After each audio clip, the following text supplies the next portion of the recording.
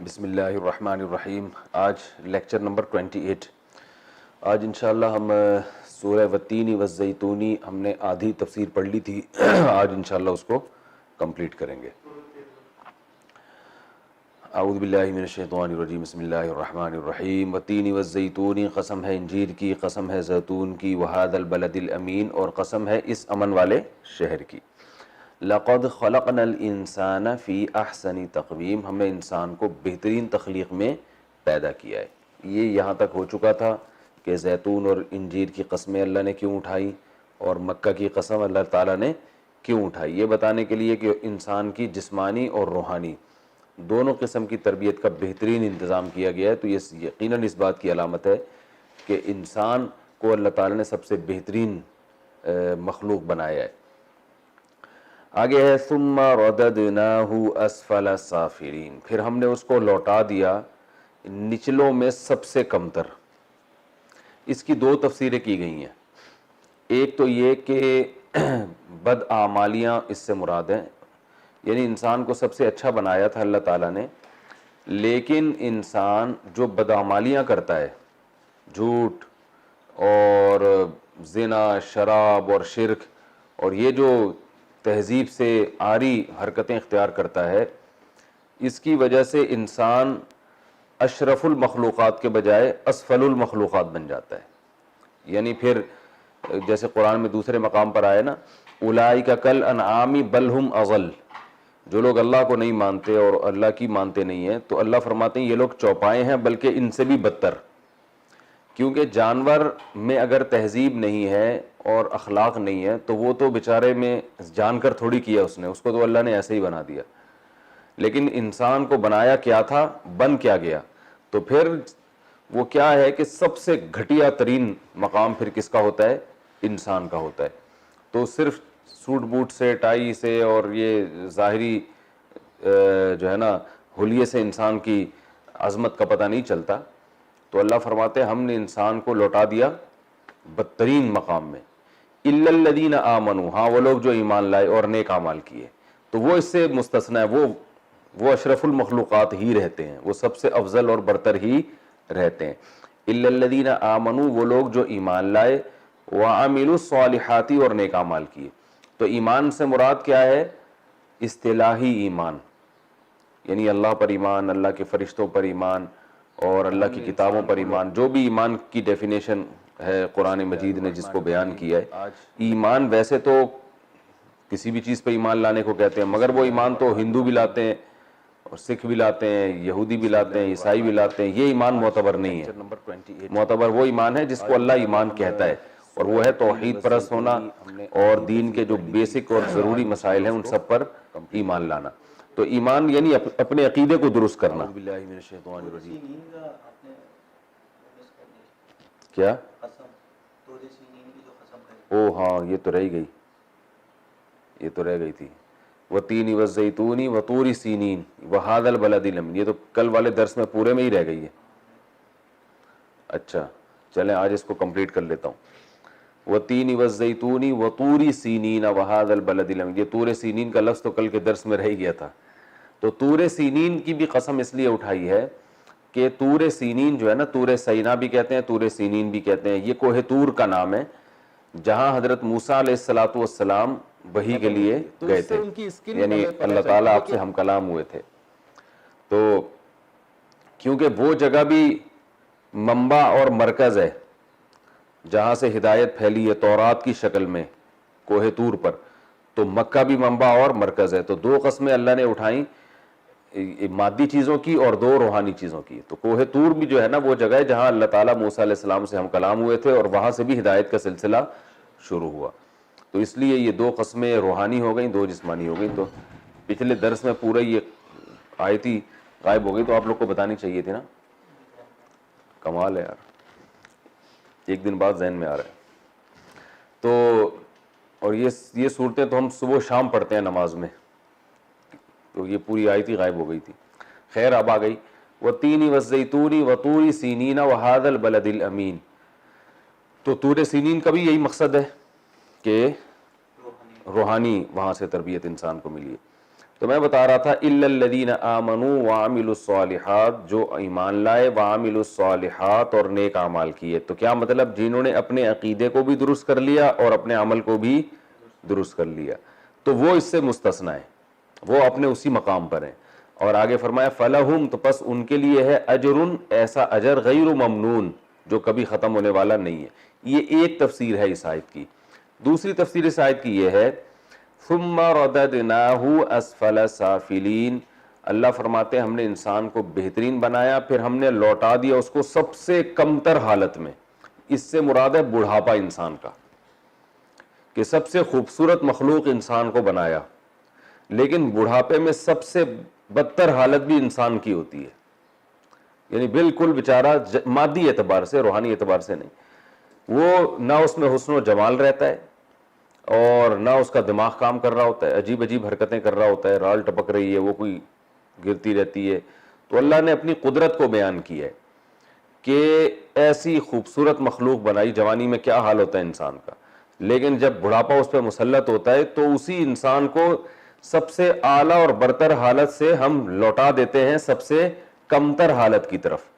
تو یہ اللہ اپنی قدرت بیان کر رہے ہیں کہ جو ایسے تغیرات کر سکتا ہے تو وہ قیامت میں دوبارہ مردوں کو بھی زندہ کر سکتا ہے. ورنہ جوانی میں دیکھ کے انسان کو لگتا نہیں ہے کہ یہ بڑھاپے میں کبھی ایسا بھی ہوگا. آپ کبھی سرچ کریں نا، جو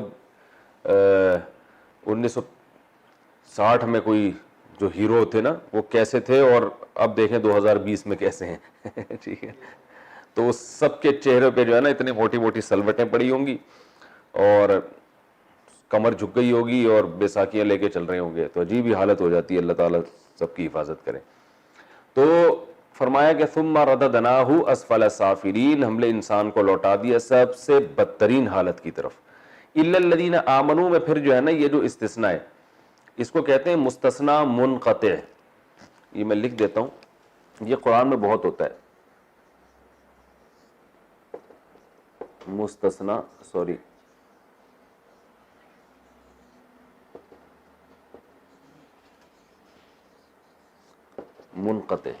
منقطع کا مطلب یہ ہوتا ہے، دیکھیں جیسے میں کہتا ہوں جاءنی القوم، میرے پاس قوم آئی، الا زیدن، سوائے زید کے. تو زید قوم ہی کا ایک فرد ہے نا. تو جب میں نے بتایا پوری قوم آئی مگر اس میں سے زید نہیں آیا، تو یہ ہے مستثنی متصل.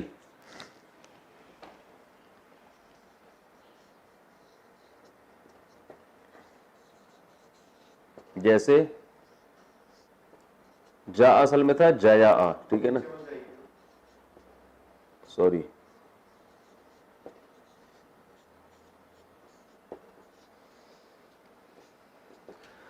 جاءنی القوم الا زیدن، پوری قوم آئی مگر زید نہیں آیا. تو زید اس میں شامل تھا قوم کے لفظ میں، لیکن ہم نے اس کو باہر نکال دیا کہ بھئی یہ آپ قوم میں تو زید بھی شامل ہے لیکن یہ بتا دیں آنے والوں میں شامل نہیں ہے. منقطع کی مثال یہ ہوتی ہے جاءنی القوم الا حمارا، میرے پاس پوری قوم آئی مگر گدھا نہیں آیا. اب گدھا قوم میں داخل ہے کیا؟ قوم تو انسانوں پر مشتمل ہوتی ہے نا. تو الا حمارا، مگر گدھا نہیں آیا. تو حالانکہ گدھا تو قوم میں داخل تھا ہی نہیں، لیکن یہ کلام بھی عربی میں بہت استعمال ہوتا ہے. اس کو کہتے ہیں مستثنی منقطع. منقطع کا مطلب ان کا آپس میں انقطاع ہے، کوئی تعلق نہیں ہے، یہ اس قوم میں داخل نہیں ہے. اور یہ متصل کا معنی یہ اس سے ملا ہوا ہے، قوم کا ہی فرد تھا. تو یہ جو جی ہاں یہ جو ہے نا جاءنی القوم الا حمارا، یہ اصل میں اس کو مستثنی منقطع ہوتے ہیں. اس کی ضرورت اس لیے پڑتی ہے کہ جب ہم کہتے ہیں قوم آئی تو فوراً ایک ذہن میں مفہوم ہوگا کہ قوم آئی ہوگی تو ظاہر ہے جب قوم آتی ہے کوئی بھی تو لوازمات کے ساتھ آتی ہے نا. تو اس زمانے میں جب بھی کوئی آتا تھا 2-4 گدھے ان کے ساتھ آتے تھے سواری کے لیے، یا کوئی نہ کوئی ان پہ بیٹھ کے، کوئی گھوڑے پہ بیٹھ کے آ رہا ہوتا تھا، کوئی گدھے پہ بیٹھ کے آ رہا ہوتا تھا. تو بولنے والے نے یہ بتا دیا کہ قوم کے لفظ سے تمہیں یہ دھوکہ ہو سکتا ہے کہ شاید قوم کا گدھا بھی ساتھ میں آیا ہو. تو وہ بتا رہے کہ الا حمارن، گدھا نہیں آیا. یہ اس کی مثال ایسے جیسے آپ کہیں جاءنی القوم, اور قوم سے مراد ہے یورپین قوم, تو الا کلبن سوائے کتا, کتا نہیں آیا. وجہ اس کی گورے جہاں جاتے ہیں ساتھ میں کتے ان کے ہوتے ہیں نا, تو وہم ہو سکتا تھا کہ یار وہ آیا ہے, تو آپ کے ذہن میں بات آ سکتی تھی پھر کتے بھی ان کے ساتھ ہوں گے, تو بتا دیا الا کلبن, کتا نہیں آیا ان کے ساتھ. تو یہ ایک وہم پیدا ہو رہا ہوتا ہے, اس کو دور کرنے کے لیے اردو میں اس کے لیے لفظ استعمال ہوتا ہے لیکن. جیسے آپ کہہ رہے ہوتے ہیں بھائی میں جو ہے وہ آپ کی دعوت قبول کروں گا اور ہم سب آئیں گے, سب گھر والے آئیں گے, لیکن لفافہ نہیں ہوگا میرے پاس, لفافہ نہیں لاؤں گا میں. تو کیا مطلب, جب بھی سب گھر والے دعوت میں جاتے ہیں, خاص طور پہ ولیمے کی دعوت ہو, تو کوئی نہ کوئی لفافہ لے کے جاتے ہیں نا.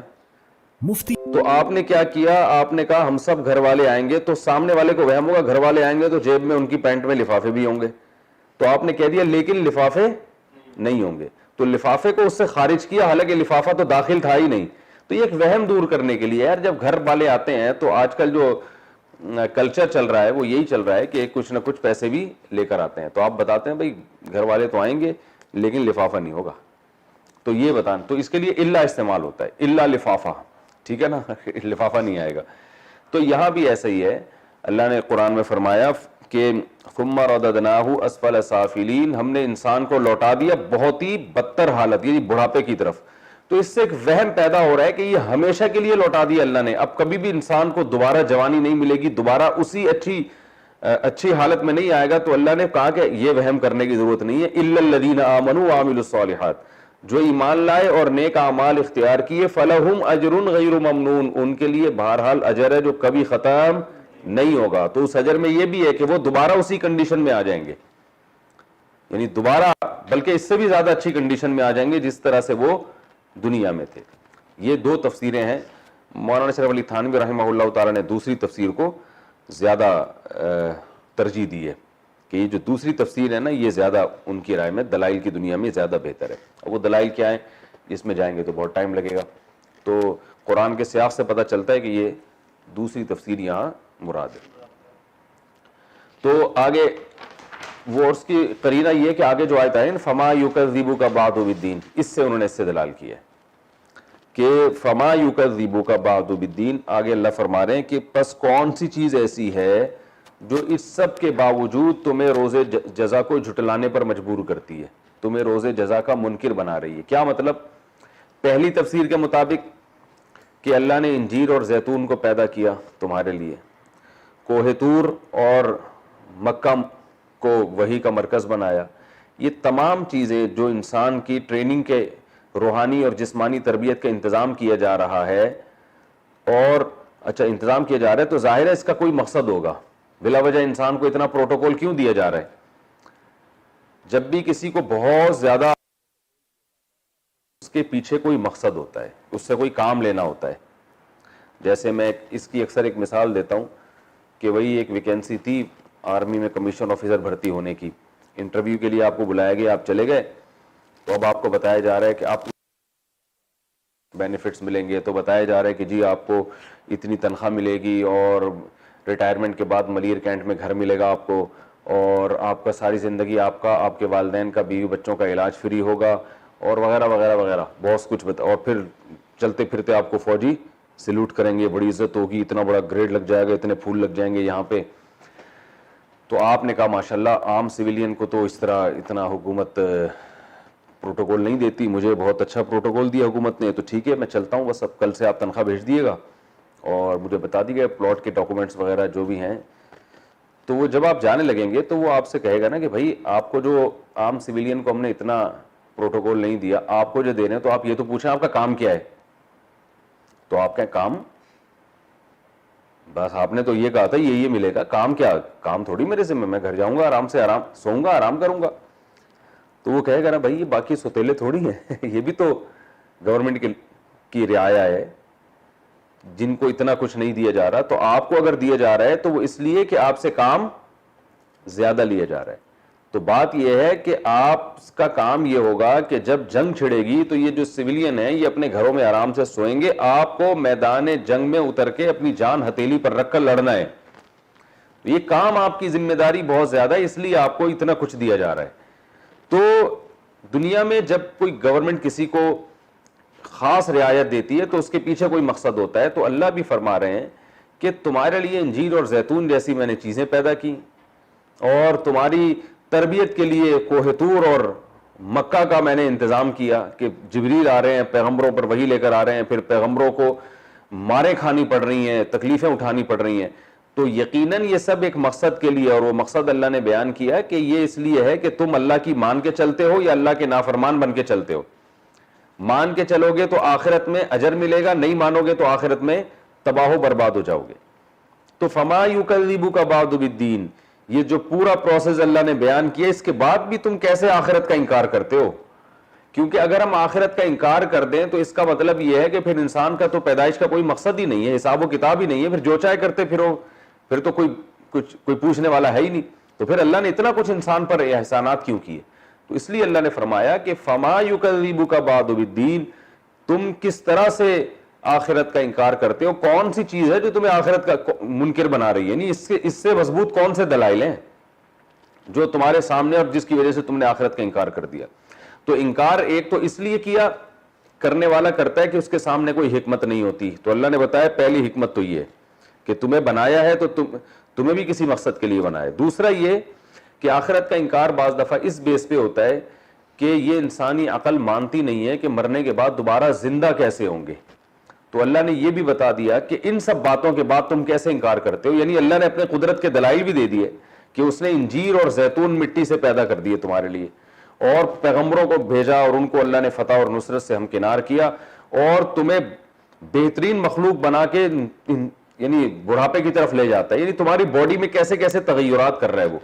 تو یہ سب اس بات کی علامت ہے کہ وہ دوبارہ زندہ کرنے پر بھی قدرت رکھتا ہے. تو فما یکذبک بعد, اس کے بعد بھی, یہ سب کچھ سننے کے بعد بھی کون سی چیز ہے جو تمہیں آخرت کا منکر بنا رہی ہے, جو تم سے آخرت کا انکار کروا رہی ہے؟ آگے ارشاد فرمایا الیس اللہ باحکم الحاکمین, کیا اللہ تعالیٰ تمام فیصلہ کرنے والوں میں سب سے بہتر فیصلہ کرنے والا نہیں ہے؟ تو کیا مطلب کہ آخرت ہوگی یا نہیں ہوگی, اس کا بھی اللہ نے فیصلہ کیا ہے.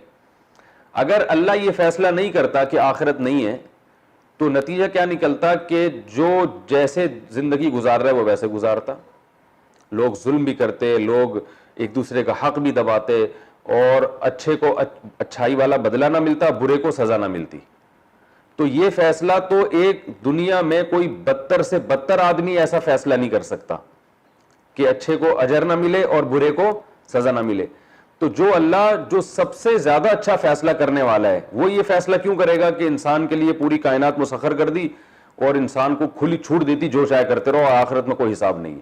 تو اللہ فرماتے ہیں الیس اللہ بحکم الحاکمین, کہ اللہ سب سے اچھا فیصلہ کرنے والا نہیں ہے. تو جو سب سے اچھا فیصلہ ہے وہ اتنا گندا فیصلہ کرے گا کہ انسان مر کے مٹی ہو جائے اور وہ ختم ہو جائے؟ تو یہ کیسے ممکن؟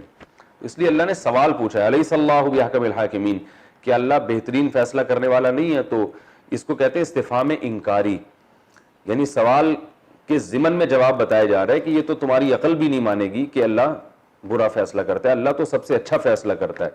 تو جب اللہ سب سے اچھا فیصلہ کرتا ہے تو وہ یقیناً یہی فیصلہ کرے گا کہ جو برائی کرے گا اس کو اس کی سزا ملے گی, اور جو اچھائی کرے گا اس کو اس کا بدلہ ملے گا, اور وہ دنیا میں نہیں ملتا, وہ آخرت میں ہی ملتا ہے. یہ سورت کمپلیٹ ہو گئی الحمدللہ ہماری. اب اس کے بعد ہے اقرأ بسم ربک الذی خلق. یہ بہت اہم سورت ہے, اس کو ہم پہلے جو ہے وہ گرامر کے لحاظ سے, یہ سب سے پہلی سورت ہے جو نازل ہوئی ہے نبی صلی اللہ علیہ وسلم پر. اقرأ, دیکھو قرأ کا معنی ہوتا ہے یقرأ,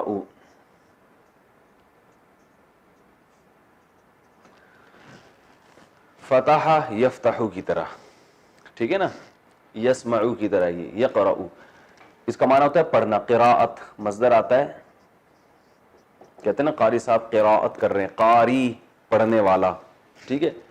تو قرأ یقرأ, یقرأ اس میں جب یہ امر بنائیں گے تو یہ پہلا حرف ہٹ گیا, اور آخر کو ساکن کر دیا. پہلا ساکن ہے تو شروع میں الف لیا ہے. اقرا پڑھ. اقرا کا کیا معنی ہے؟ پڑھ. اقرا بسم ربک. بسمی اصل میں تھا باسمی. پڑھیے اپنے رب کے نام کے ساتھ. اپنے رب کے نام کے ساتھ. اقرا بسم ربک الذی، وہ رب خلق جس نے پیدا کیا. ضربہ کی طرح آسان ہے. خلق الانسان جس نے پیدا کیا انسان کو من علق. علق کہتے ہیں خون کا لوتھڑا. اب خون کا لوتھڑا کسے کہتے ہیں؟ جمع و خون نہیں ہوتا. بچہ جب ماں کے پیٹ میں ہوتا ہے نا تو ابتدا میں ایک جمے ہوئے خون جیسا بن جاتا ہے وہ. اچھا، علق کا لفظ اردو میں استعمال ہوتا ہے، کہتے ہیں نا معلق. معلق ہو گیا، لٹک گیا. ایسا ہوتا ہے کہ نہیں ہوتا؟ معلق ہے، ہوا میں معلق ہو گیا یہ، ٹھیک ہے نا. اور تعلق، وہ اپنے گھر کے دریچوں سے جھانکتا کم ہے. تعلقات تو اب بھی ہیں، رابطہ کم ہے. ٹھیک ہے نا. دریچہ کھڑکیوں کو بولتے ہیں.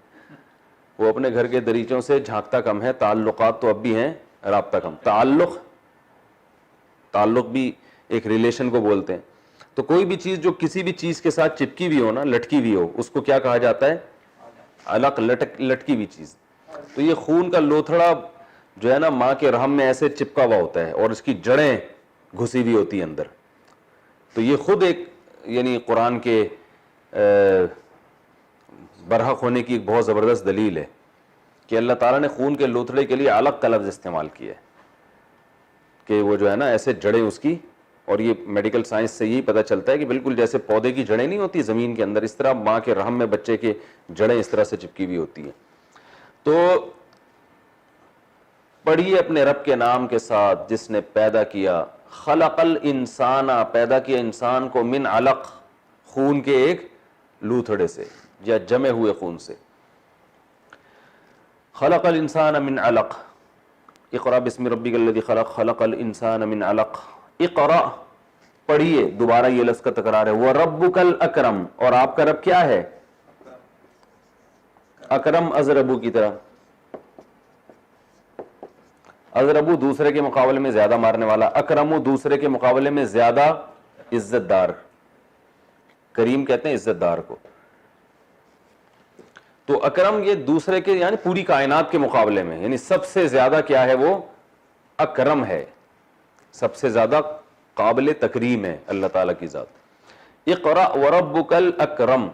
اچھا، اکرم جو ہے نا اس یا کریم، کریم کا کی کمپیریٹیو ڈگری ہے نا اکرم. تو کریم اس عزت دار کو کہتے ہیں جو سخاوت کی وجہ سے، جود و سخاوت عربی میں کہتے ہیں، یعنی لوگوں پر احسانات کرنا یا لوگوں کے ساتھ سخاوت کی وجہ سے جس کی معاشرے میں عزت ہو رہی ہو. تبھی کہتے ہیں الکریم الذی یعطی بغیر استحقاق. کریم اسے کہتے ہیں جو سامنے والا مستحق نہ بھی ہو تو بھی اس کو دیتا رہتا ہو. کہتے ہیں آپ بڑے کریم ہیں. کریم کا مطلب بڑے عزت دار ہیں، یعنی آپ سے جب کوئی مانگے تو آپ دیتے ہیں. تو عزت دار لوگوں کی عادت ہوتی ہے نا. تو یہ جو کرم میں وہ سخاوت والا معنی بھی آتا ہے. ٹھیک ہے نا. کہتے ہیں نا وہ آپ کا کرم ہے، یہ آپ نے ہم پہ بڑا کرم کیا. تو وَرَبُّكَ الْأَكْرَمُ، اور آپ کا رب کیا ہے؟ اکرم ہے. الذی علم بالقلم. الذی یہ وہ رب ہے. اب اکرم کی وجہ بیان کی جا رہی ہے کہ اتنا عزت دار ہے اور ایسی اس نے جود و سخا کا معاملہ کیا کہ الذی علم، کہ اس نے سکھایا انسان کو. علمہ کس طرح ہے؟ سبح کی طرح. الذی علم بالقلم، قلم کے ذریعے سکھایا.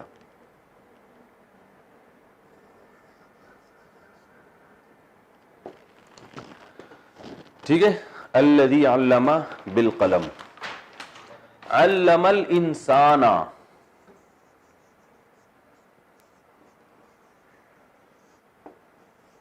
سکھایا انسان کو. ماں الذی کا معنی میں بھی آتا ہے نا، ماں وہ جو کہ انسان کو سکھایا. ماں وہ کچھ لم یعلم، لم یعلم کا معنی نہیں جانا انسان نے.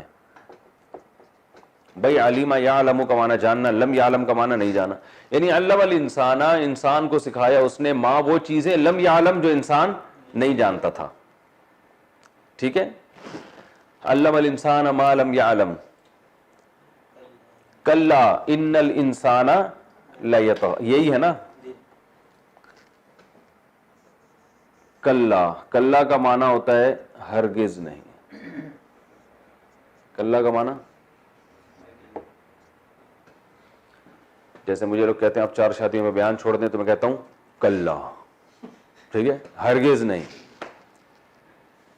تو یہ بہت سختی سے جب کسی چیز پہ رد کیا جاتا ہے تو یہ لفظ استعمال ہوتا ہے کلا. جیسے کوئی روزے میں آپ سے کہے کہ بھئی آپ پانی پی لیں, تو آپ تمیز سے سمجھائیں گے بھائی میرا روزہ ہے. جب بار بار پیچھے پڑے گا آپ وہ کہے گا کلا. یہ پاسبل ہی نہیں ہے بھائی, it isn't possible for me to do this. کلا, ہرگز نہیں. کلا ان الانسان, بے شک انسان, لیطغی,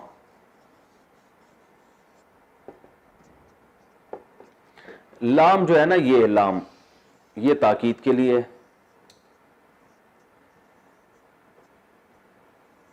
تاکید والا لام. یطغی اصل میں تھا یطغیو, یطغیو یسمعو کی طرح فعل مضارع.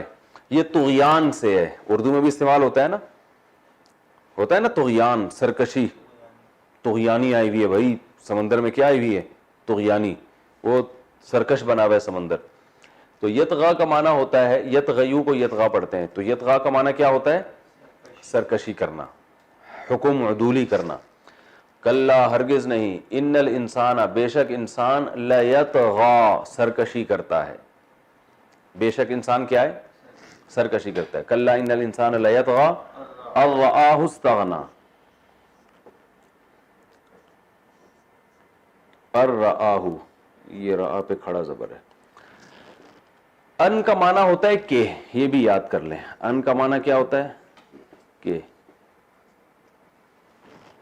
یہ جو اردو میں ہم کہتے ہیں نا اس لیے کہ کا لفظ جو ہے نا, اور انگلش میں دیٹ استعمال ہوتا ہے اس کے لیے. ٹھیک ہے نا, تو یہ میں بھی بتاتا ہوں. ان کا معنی ہوتا ہے کہ, اس سے پہلے لام محذوف ہے, لی ان تھا اصل میں, اس کا معنی ہو گیا اس لیے کہ. لی ان کا معنی اس لیے کہ. دیکھیں یہ ان کے استعمال قرآن میں ایسے آتے ہیں, وَنَادَيْنَاهُ, ابراہیم علیہ السلام کو اللہ کہتے ہیں ہم نے کہا وَنَادَيْنَاهُ, اور ہم نے ابراہیم کو پکارا, ان یہ پکارا کہ. ٹھیک ہے نا, یا ابراہیم, اے ابراہیم. تو یہ اردو میں جو دو جملوں کو جوائنٹ کرنے کے لیے استعمال ہوتا ہے نا. میں یہ کہہ رہا ہوں, ٹھیک ہے, آپ کیا کہہ رہے ہیں, میں یہ کہہ رہا ہوں کہ, کہتے ہیں نا تمہیں جانا چاہیے, تمہیں جانا چاہیے, یہ میں یہ کہہ رہا ہوں, دونوں جملوں کو آپس میں کیا کر رہا ہے کنیکٹ کر رہا ہے. ٹھیک ہے نا. اچھا, میں تمہیں بہت تم پہ خرچ کروں گا کہ میں سخی ہوں, کہ میں کیا ہوں سخی ہوں. تو یہاں ہم نے کیا کیا, اس لیے کہ میں کیا ہوں سخی ہوں, تو اس لیے کو حذف کر دیا نا. تو عربی میں بھی لام زیر لی کا معنی ہوتا ہے لیے. تو اللہ فرماتے ہیں کہ بے شک انسان سرکش ہے, لی ان اس لیے کہ, رآہ, رآ اصل میں تھا رآیا, ضربہ کی طرح, رؤیت سے ہے, وہی نا رؤیت ہلال. رآ کا معنی دیکھنا, ہو کا معنی خود اس کو ہو. تو اب کیا مطلب ہوا, بے شک انسان سرکش ہے اس لیے کہ وہ انسان دیکھتا ہے ہو خود اپنے آپ کو. کیا دیکھتا ہے, استغنا, کہ وہ مستغنی ہو گیا ہے, اسے کسی کی ضرورت نہیں ہے. تو انسان یہ سمجھتا ہے کہ اسے کسی کی ضرورت نہیں ہے, اس بیس پر انسان کیا ہو گیا سرکش ہو گیا. تو استغنا. الرآہ اس لیے کہ رآ وہ دیکھا اس انسان نے, ہو خود اپنے آپ کو, استغنا یہ استخرجہ کی طرح ہے.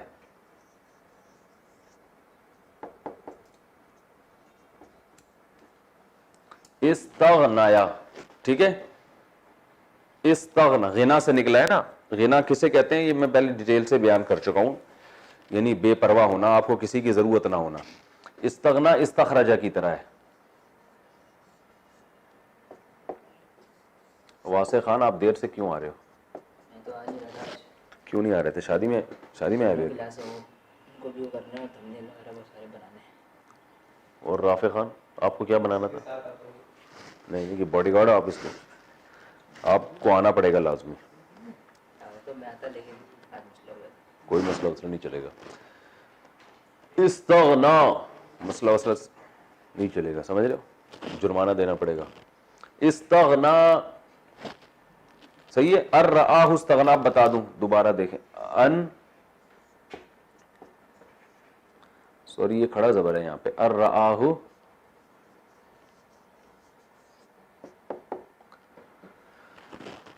اس لیے کہ دیکھا انسان نے اس کو, یعنی خود اپنے آپ کو, استغنا کہ وہ مستغنی ہو گیا.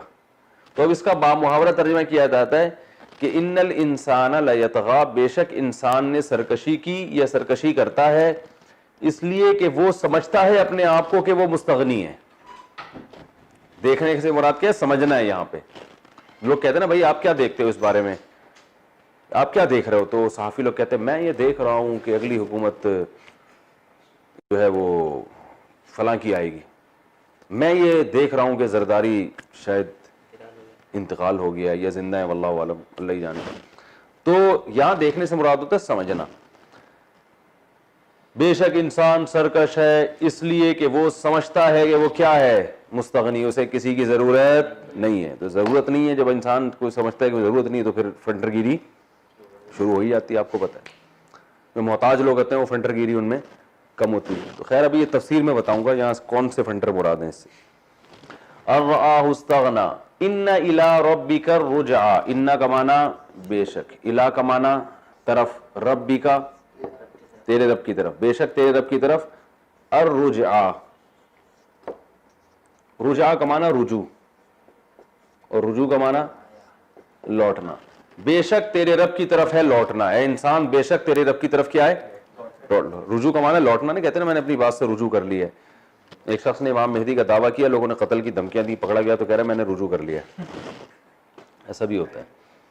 تو ان الی ربک الرجعی, ٹھیک ہے. ارأیت الذی, ارأیت کا وہی معنی ہے جو ارأیت الذی یکذب بالدین میں تھا. ارأیت کیا آپ نے دیکھا, اور اس کا باب محاورہ ترجمہ کیا ہوتا ہے؟ بھلا بتائیں تو صحیح آپ. میں نے کہا تھا نا ارأیت الذی یکذب بالدین میں کہ بھلا بتاؤ تو صحیح اس شخص کے بارے میں. یہ اس کا باب محاورہ ترجمہ ہوتا ہے. ارأیت الذی, کیا دیکھا آپ نے اس شخص کو, یا آپ بتائیں مجھے ذرا اس شخص کے بارے میں. یہ تعجب کا کلمہ ہے کہ اس کی حالت کتنی بری ہے. کہتے ہیں نا ذرا دیکھو یار اس بندے کو, دیکھو جا کے کیا کر رہا ہے وہ. تو مراد نہیں ہوتا کہ آپ واقعی جا کے دیکھنا شروع کر دیں. مطلب یہ بعض محاورے ہوتے ہیں نا زبان میں, مطلب یہ کہ بہت ہی برا آدمی ہے وہ. ارأیت الذی ینہا,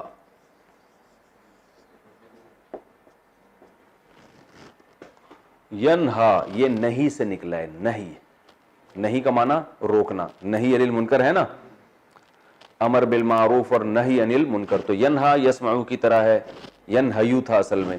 ارأیت الذی ینہا, بھلا دیکھا آپ نے اس شخص کو, ذرا دیکھیں تو اس کی حالت, آپ بتائیں تو صحیح اس کے بارے میں. ینہا جو روکتا ہے, عبدن ایک بندے کو. یہ بڑی زبردست صورت ہے, اس میں آپ کو محاورہ ترجمہ ہوگا نا بڑا مزہ آئے گا اور انشاءاللہ بڑا ایمان تازہ ہوگا. ارأیت الذی ینہا عبدا, بھلا آپ نے دیکھا اس شخص کو جو روکتا ہے ایک بندے کو. اذا صلی, صلی اصل میں تھا صلی یا سبح کی طرح, اس کا معنی ہوتا ہے نماز پڑھنا. صلی کا کیا معنی ہوتا ہے؟ نماز پڑھنا. صلات سے نکلا ہے نا.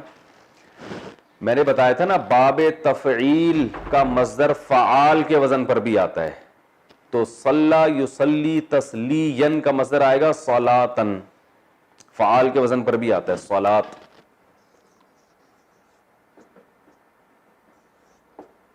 یہ واو صرف لکھا جائے گا, پڑھا نہیں جائے گا. اصل میں پڑھا الف ہی جا رہا ہے, صلاۃ. ٹھیک ہے نا, جیسے میں نے بتایا تھا نا ودع ما ودعک ربک میں وداع, باب تفعیل کا مصدر کیا آتا ہے؟ وداع. ٹھیک ہے, تو صلاۃ یہ ہے صلی یصلی تسلیتن, اس کا معنی ہوتا ہے نماز پڑھنا. جیسے وہ ارأیت الذی یکذب بالدین میں بہت ڈیٹیل سے بتایا تھا نا, فویل للمصلین بتایا تھا نا, اس میں مصلین میں بتایا تھا. تو ارأیت الذی ینہا, کیا آپ نے دیکھا اس شخص, بھائی ٹائم پورا ہو جائے تو بتا دینا, کیا آپ نے دیکھا اس شخص کو جو روکتا ہے عبدن ایک بندے کو, اذا صلی جب وہ نماز پڑھتا ہے. ارأیت الذی ینہا عبدن اذا صلی, ارأیت بھلا آپ بتائیں, ارأیت ان کانا, ان کا معنی ہوتا ہے اگر, عربی میں ان کا کیا معنی ہے؟ یعنی جو انگلش میں اف کا معنی ہے نا. ارأیت اگر, بتائیں ذرا آپ, ان کانا اگر, کانا کا معنی کیا ہے؟ میں نے بتایا تھا نا ہوٹل میں جا کے پوچھ رہے ہیں واٹ از, کیا کیا ہے, تو اب آپ جا کے پوچھیں گے کہ واٹ کانا.